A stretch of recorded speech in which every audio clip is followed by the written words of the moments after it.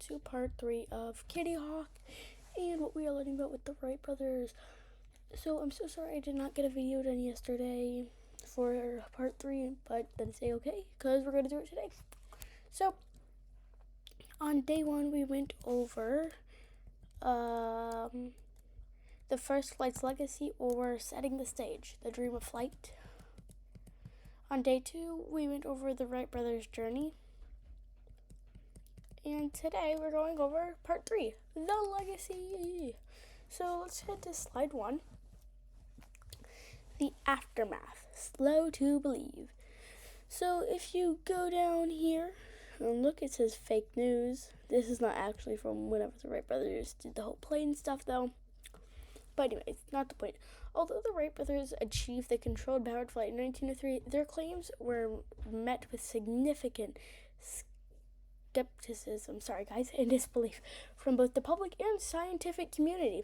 Public and scientific doubt.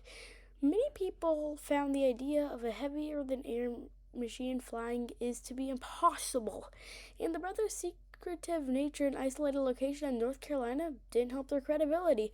The media often dismissed their reports as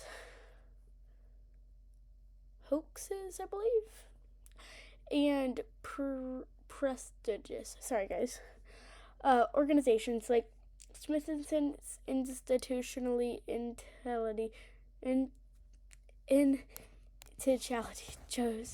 choose not to recognize their achievements. Their scientific community, accustomed to their failures of flying machines attempts, was hesitant to endorse the claim that seemed so extraordinary. Gaining recognition. The brothers were slow to make public demonstrators, partially due to their desire to secure patents and commercial contracts before revealing their secrets. The lack of celebrity status in the remote location of their intel flights meant that there were no witnesses to corroborate their stories. It wasn't until several years later, in 1908, that they finally achieved widespread recognition. Wilbur traveled to Europe and conducted a series of public demonstrations in France. His flights were spectacular and drew massive crowds.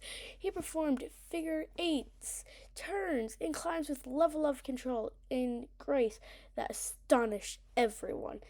Simultaneously, Orville gave similar demonstrations in the United States, including public display at Fort Myer, Virginia. These exhibitions finally convinced the world that the Wright brothers had in fact been the first to fly. The public validation transformed them from obscure inventors into international celebrities, and ushered in the age of aviation. So no one really believed them. I mean, I wouldn't believe them either. If I was living in 1903, I wouldn't believe that they flew a plane. I mean, because it would basically be impossible, because it was lighter, it was heavier than air, because air is not even like an ounce, but it could fly. But page 2 is the sky is open. The 12-second flight at Kitty Hawk opened the door to a new era of transportation and technology.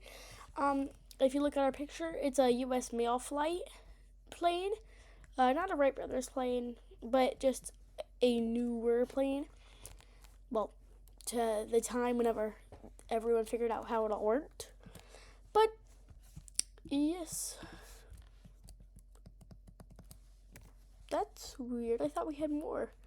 Oh no, we only had a few for this one. But, yep, we only had 2.